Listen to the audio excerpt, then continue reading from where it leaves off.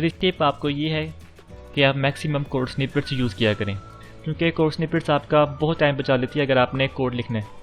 For example अगर मैंने console.writeLine लिखना है तो मैं कोड स्निपेट के ज़रिए लिखूँगा CW और फिर मैं टैब 2 दफ़ा प्रेस करूँगा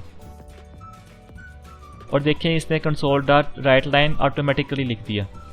इसी तरह विजुअल स्टूडियो हमें बहुत सारे कोड स्निपेट्स देता है जिनको यूज़ करके हम अपनी प्रोडक्टिविटी में इजाफा करते हैं। मैं आपसे एक कोड स्निपेट शेयर करता हूँ।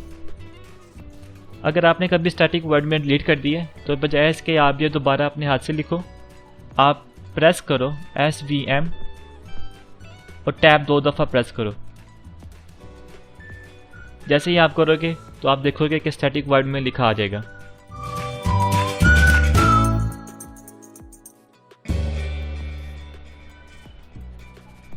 अगर कभी आप कोड कर रहे हैं तो आप देख रहे हैं कि मिसिंग रेफरेंस के एरर आ रहे हैं, तो उस केस में आप क्या करो कि जहाँ पे रेड लाइन लिखी आ रही है वहाँ पे कर्सर लेके जाओ और कंट्रोल डॉट प्रेस करो। जैसे ही आप करोगे तो ये सजेशन दे देगा कि ये वाली क्लास की जो मिसिंग रेफरेंस है वो यूजिंग सिस्टम है। आप एंटर प्रेस कर दें। सबसे पहले यहाँ पे यूजिंग सिस्टम लिखा हुआ आया, सेकेंड इसने वो तमाम मिसिंग रेफरेंस के एरर रिमूव कर दिए।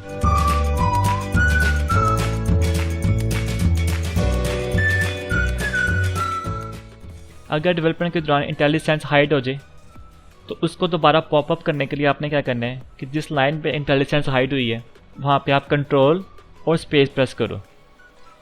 मैं जैसे ही करूँगा इंटेलिजेंस शो हो जाएगी दोबारा।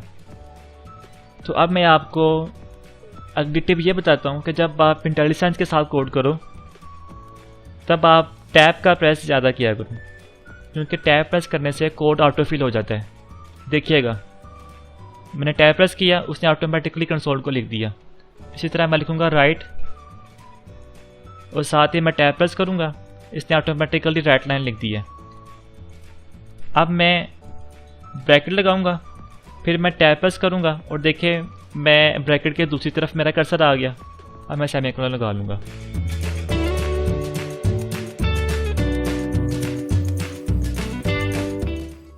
मैंने आपको पहली टिप यही थी कि आपने माउस का यूज़ बहुत कम करना है, जिसका मतलब है कि हम कीबोर्ड ज़्यादा यूज़ करेंगे। फिर जब हम कीबोर्ड यूज़ करते हैं तो बाज़ का हमें कुछ वेरिएबल्स के बारे में पता करना होता है कि ये वेरिएबल क्या है, इसकी टाइप क्या है।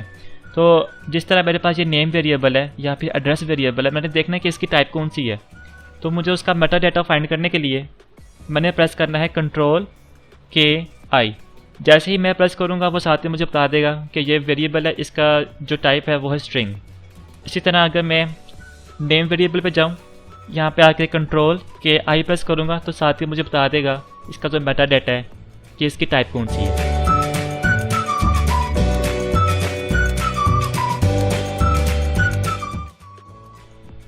अगर आप कोई लाइन डिलीट या कट करना चाहते हैं, एक तरीका ये है कि आप उसको कंप्लीट हाईलाइट करें और बैक स्पेस का बटन प्रेस कर दें तो वो डिलीट हो जाएगी। लेकिन ये काम करने में आपको बहुत टाइम लगेगा, आपको माउस पहले स्टार्टिंग से और एंड तक उसको ड्रैग करना पड़ेगा। लेकिन हमारे पास इसका शॉर्ट की है, वो ये क्या, अगर आपने कोई भी लाइन डिलीट करनी है असल में वो डिलीट नहीं होगी बल्कि कट होगी। ओके, मैंने इस लाइन को कट करना है तो मैंने प्रेस करना है Ctrl+L। जैसे ही मैंने प्रेस किया तो वो लाइन कट हो गई है। कट हो गई इसका मतलब कि मैं उसको बाद में पेस्ट कर सकता हूँ जितना मर्जी चाहूँ मैं। तो पेस्ट करने के लिए आपको Ctrl+V प्रेस करो।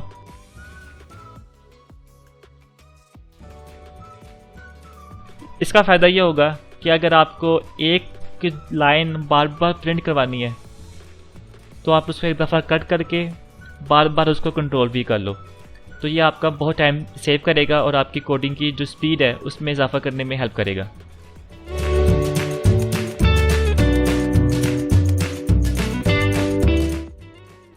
बाज़ औक़ात आप कोड करते हुए अपना कर्सर ब्रैकेट के बाहर ले आते हैं या आप ऐसी जगह में ले आते हैं कि वहाँ पे आपने कोड नहीं करना होता बल्कि कोड इसकी ऊपर वाली लाइन में करना होता है। अब आपको कर्सर को ऊपर ले जाने के लिए आपको माउस से क्लिक करना पड़ता है उस लाइन के ऊपर जहाँ पे आपने लेके जाना है।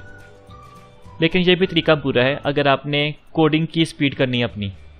तो इसका गुड वे ये है कि आप कंट्रोल और एंटर प्रेस करो। जैसे ही आप कंट्रोल और एंटर प्रेस करोगे होगा ये कि जिस लाइन पे आपका कर्सर होगा वो चला जाएगा नीचे और कर्सर आपका उधर ही रह जाएगा। ठीक है, जिसका मतलब है कि आप इसके अबव कोड कर सकोगे।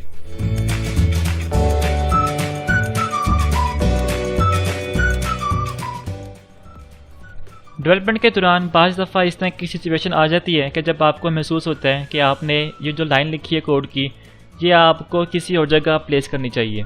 तो इसका बेस्ट वे है, जिस कोड के लाइन को आपने ऊपर की तरफ प्लेस करना है या नीचे प्लेस करना है, आप आल्ट प्रेस करो और आप बटन प्रेस करो। जैसे ही आप प्रेस करोगे तो वो आपके कोड को जहाँ आप चाहोगे वहाँ ले जाएगा, बेशक ऊपर या नीचे, वहाँ के उसको प्लेस कर देगा।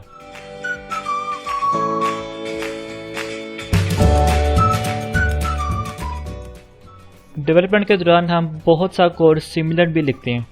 जैसे आप इस कोड को देखो, इसमें console.writeline 3 दफ़ा प्रिंट हुआ है, लेकिन बाज़ बात इस तरह होता है कि हमें वही सिमिलर जो कोड है चाहिए, लेकिन उसमें से सिर्फ एक चीज़ नहीं चाहिए।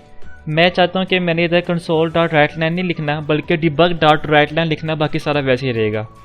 एक तो तरीका ये कि मैं मैनुअली जाके चेंज करूँ, डिबग लिख के मैं कंट्रोल डॉट इसकी रेफरेंस से इंक्लूड कर लूँ। Okay, debug. तो एक तरीका हमारे पास ये है कि हम मैनुअली जाके सारा कोड खुद ही लिख दें, लेकिन अगर आपने डेवलपमेंट अपनी फास्ट करनी तो हमारे पास कुछ तरीके हैं, कुछ टिप्स हैं कि जिनको यूज़ करके ये चीज़ हम क्विकली कर लेते हैं। तो वो करने के लिए आपको करना ये है कि आपने जिस लाइन से एडिटिंग स्टार्ट करनी है, वहाँ पे स्टार्ट में आप अपना कर्सर ले आओ और आप प्रेस करो शिफ्ट ऑल्ट। अब आप अपना एरो नीचे तक ले जाओ। जैसे ही आप एरो नीचे तक लेके जाओगे, आप यहाँ पे ना एक लाइन देखोगे ब्लू कलर की। ठीक है, अब मैं राइट एरो प्रेस करूँगा और उतना प्रेस करूँगा जितना मैंने उसको एडिट करना है। यहाँ तक ला के मैं लिखूँगा डिबग। जैसे ही मैं लिखूँगा आप देखोगे कि वो ऊपर भी चेंज हो रहा है और नीचे भी चेंज हो रहा है। ठीक है, मुझे ये एरर इसलिए दे रहा है क्योंकि वो कह रहा है कि आप मिसिंग रेफरेंस जो इसकी है वो इंक्लूड करो। वो करने के लिए मैं कंट्रोल और डॉट प्रेस करूँगा, एंटर।